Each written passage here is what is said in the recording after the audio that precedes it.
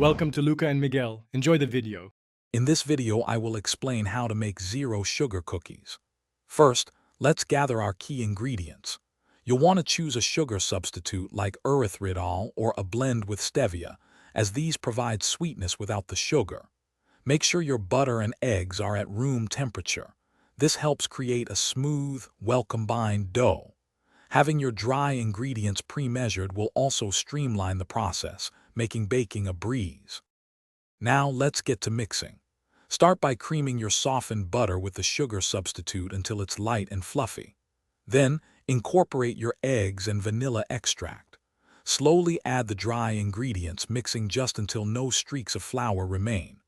Overmixing can lead to tough cookies, so be gentle. Once combined, roll the dough into small, even balls about 1.5 inches across, ready for baking. It's time to bake. Preheat your oven to 350 degrees Fahrenheit.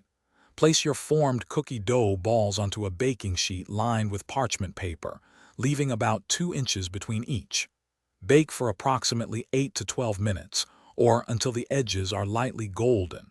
Once baked, let them cool on the baking sheet for a few minutes before transferring them to a wire rack to cool completely. This prevents them from breaking. Once your zero sugar cookies are completely cool, it's time to store them. Place them in an airtight container at room temperature, where they will stay fresh for up to 5 days.